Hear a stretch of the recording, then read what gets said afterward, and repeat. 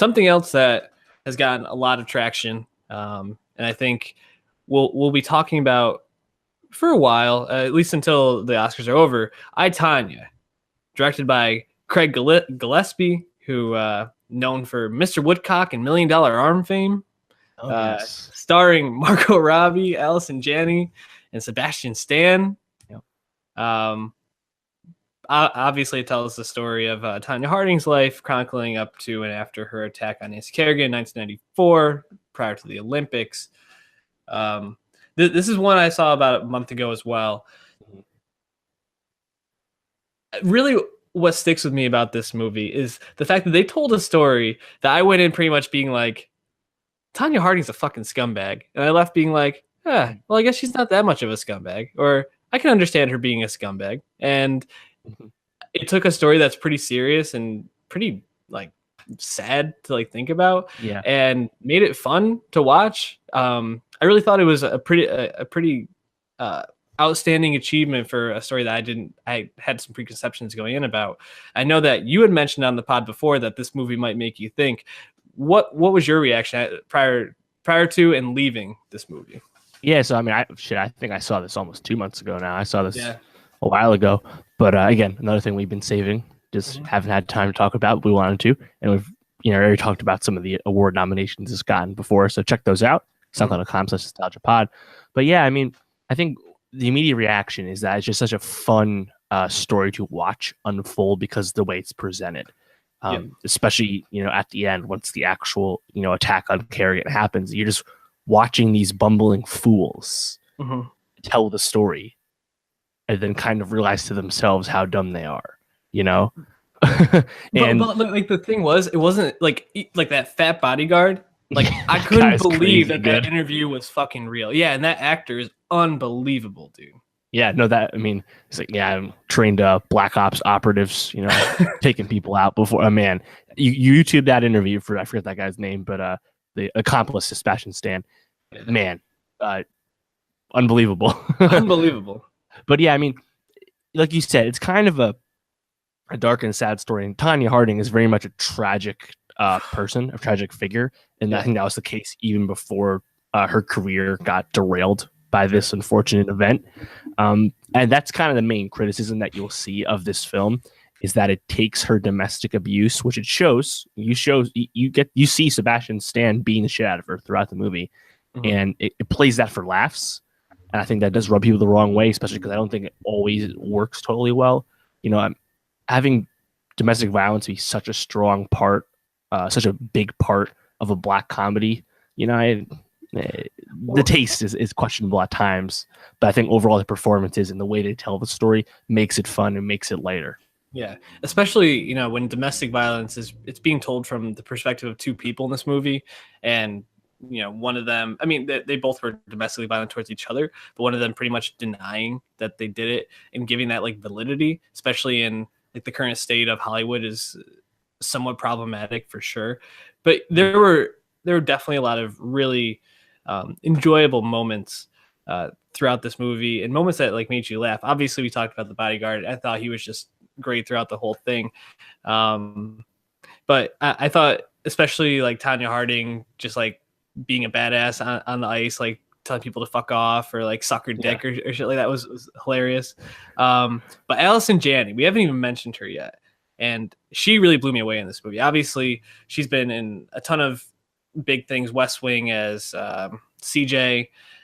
She's on what is Mother now, or what's it Mom. called? Mom. Yeah, he's Mom. on Mom. A show I'm never gonna watch. But she's won an Emmy for I think like 2 or 3 times for that. Yeah, she got West Wing Emmys too. Yep. So she's a well-established actor. I thought this role was a hard one to land, but she nailed it. Mm-hmm. Yeah, apparently it was written for her with her in mind. But wow. Yeah, I mean, it's interesting because when you think, I can't help but think about the role in terms of how I think about Laurie Metcalf and Lady Bird, because those are the two top choices for Best Supporting Actress. But Allison Janney's the odds-on favorite by a mile because she's won all the other awards thus far. But I think the way people critique her awards case is that this is like easy for Allison Janney playing this over-the-top character. And And like I understand, it's just like it's not downplaying it so much as that. Wouldn't you rather award the more measured and thoughtful performance versus something that's over the top that's clearly not that hard for such a talented person? So I can see both sides to it. But yeah, I mean, overall, I mean, she's magnetic. She's electric in every scene she's in, and really funny, really harsh, and it really, she really brings home the relationship Tonya Harding had with her mother, which was so important to her, you know, her early life.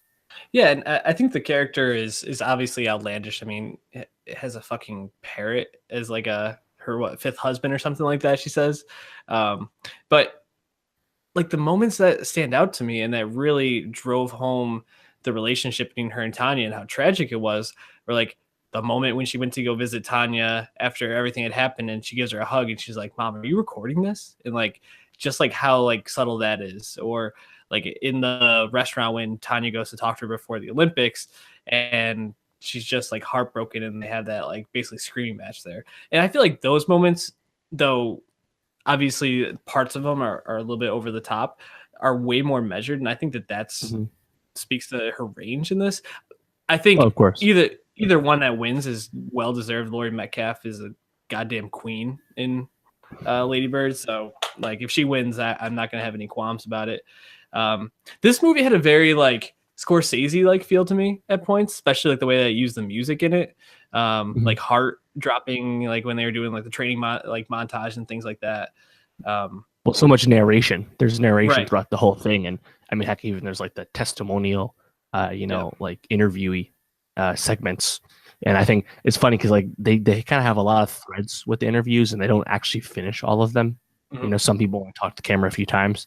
Like sometimes Sebastian Stan will chime in, sometimes he won't. But yeah, I mean, overall, it kind of contributes to the later mood. But I also think the movie kind of makes a kind of obvious, not super deep, but it doesn't make an observation about class. You know, obviously Tonya Harding came from a not the best circumstances, and she kind of had to struggle through that, going through a bougie ass sport like figure skating. Right. You kind of see that built up in her relationship and her conversations with her trainer, right? Yeah, definitely. Yeah, that's a really good point. And especially when she's like asking why they won't win, when she confronts that judge, and he's like, "You just like don't have the look or whatever it is." Yeah, like it's not for you. Yeah, exactly. Sebastian Stan, dude, Bucky. I didn't recognize him for the beginning, and I was like, "Oh shit, it's Bucky!" Like, fucking Winter Soldier here on the screen. I thought he was really good. Obviously, didn't get a nomination. Margot Robbie did, I think, deserving, but she doesn't really have a shot. No, I do think it's pretty easily her best performance in her young career. I think that's not even debatable. You know, she's good. Well, what's it up against? Harley Quinn and Wolf of Wall Street? Yeah, that's really it. I mean, unless you're a big fan of what was that movie Will Smith called? Focus. Unless you're a big Focus head. I forgot about that. I don't think there's many of those out there, but if you are, hit us up on YouTube. Leave us a comment. We'd love to hear from you. Yeah, it's actually probably a really good sign for her career. I think, you know, especially after seeing her in Wolf of Wall Street, she was good in that, but she kind of was just like the eye candy for the movie. Yeah, she was sexualized, no doubt. Exactly. That's typical for a Scorsese movie in general, with women in it. But I think that the fact that her first like real leading role, she gets a chance to play something this deep and autobiographical and get to show off her chops a bit, and she gets honored for that, is really good sign for her career. Yeah, I mean, actually, she hopefully will be in another good movie later this year. End of the year, we have Mary Queen of Scots coming out with Saoirse Ronan as a title character, but Margot Robbie is the next billed actress there. Oh shit! So that hopefully is great. Wrecking Crew.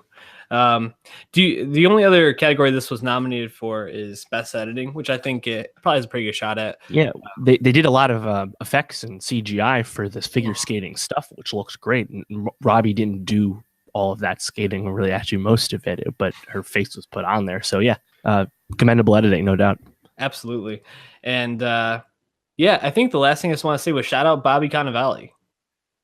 Oh fuck, that's right. Yeah, he's been killing it lately. Yeah, everything he's in, he's like magnetic and fun. Definitely making some good choices. So really excited for his career. I was just reading about The Irishman, the Scorsese movie coming out next year we've talked about, and Cannavale is in that in a small role. So yes, of course I want to see him be a mafia character, no doubt.